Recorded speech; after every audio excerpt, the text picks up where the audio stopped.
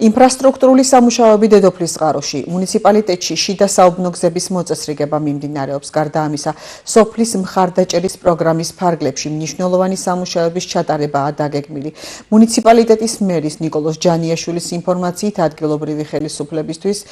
ეს მიმართულება პრიორიტეტული არის, გამოც ბიუჯეტიდან ყველაზე მეტი თანხაა გამოყოფილი.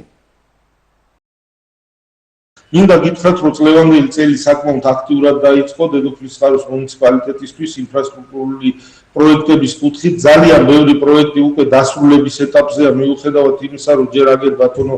აპრილის ბოლოს ვართ, მაგრამ ნაწილი გარდამავალი პროექტები გქონდა, ზოგი უკვე დაიწყო და დასასრულს უახლოვდება. მე ძალიან მიხარია, რომ თითქმის ყველა სოფელში, ხას უსვავ თითქმის ყველა სოფელში ძალიან აქტიურად მიმდინარეობს მსხვილი ინფრასტრუქტურული პროექტები და ძირითადად ეს არის საგზაო პროექტები, იმიტომ რომ ქართულ ოცნებამდე სრული პასუხისმგებლობით ვაცხადებ, რომ არც ერთ ხელისუფლებას სოფლებში შიდა გზებზე ასფალტის საფარი არ აქვს თუ არ დაუგიათ, არამედ თუ სადმე არსებული დაზიანებული იყო, არც შეუკეთებიათ და ხშირად მოქალაქეებთან ერთად აღვნიშნავდა თანხმდებით ხოლმე, რომ სიმბოლურად ერთი ვედრო ასფალტიც კი არავის მიუტანია ქართული ოცნების გარდა და ჩვენ ყველა სოფელში თითქმის ეხლა ძალიან აქტიურად საგზაო სამუშაოს ვახორციელებთ. მე მინდა დავიწყო ალაზნისპირა ჩვენი საზღვრისპირა სოფლებიდან, სოფელ ფიროსმანში და სოფელ სამთაწყაროში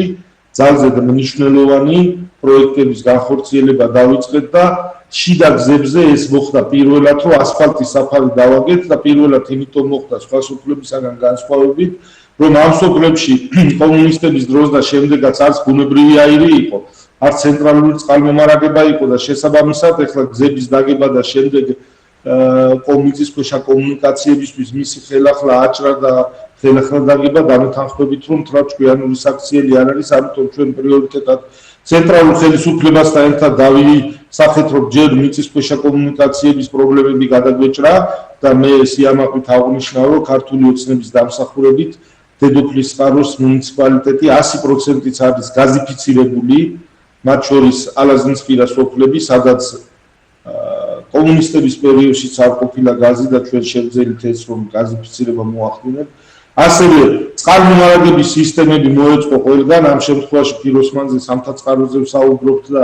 დაიქცელა მთელი სოფელი და ყველა მოსახლესთან მივიდა წყლის ვონკანი, ყველა მოსახლის ეზოში შევიდა და ამის შემდეგ უკვე საშუალება მოგოცა, რომ შიდა გზებზე ასფალტის საფარი მოგეწყო და ჩვენ დავიწყეთ ამის განხორციელება და საკმაოდ ისე დაახლოებით კილომეტრამდე მანძილზე შიდა გზაზე, როგორც ფიროსმანში, ასევე სამთაწყაროში დავიწყეთ საგზაო ინფრასტრუქტურის მოწყობა. ეს გარდამავალი პროექტია, რომელიც 2025-2026 წლებს მოიცავს და კილომეტრიანი მონაკვეთები უკვე პირველი პირი ასფალტის ფენის ქვეშ მოაქციეთ, ანუ მოსახლეობას უკვე დაახლოებით 2 კვირა შეუძლია, რომ ისარგებლოს ამ გზით და ეს რა თქმა უნდა, როგორც გითხარით, გარდამავალი პროექტია, გაგრძელდება და მას ბეტონის სანიაღვრეებიც გაუკეთდება გვერდებზე და მეორე პირი ასფალტის წავა. სოფლის პროგრამებზე ძალზედ კარგი პრიორიტეტებია განსაზღვრული. ძირითადები ეს არის ბავშვთა გასართობი ატრაქციონები, სავარჯიშო, სატრენაჟერო სივრცეები და ეს ერთ რამეზე მეტყველებს, რომ ის საბაზისო პრობლემური საკითხები, რომლებიც სამწუხაროდ სულ რამდენიმე წლის წინაც ისევ არსებობდა, რომ ზოგ სოფელს გაზი არ ქონდა, ზოგ სოფელს სასმელი წყალი არ ქონდა, გარეგანათება არ ქონდა, გზა არ ქონდა და ასე შემდეგ. ძირითადად აღმოფხვრილია მოხსნილია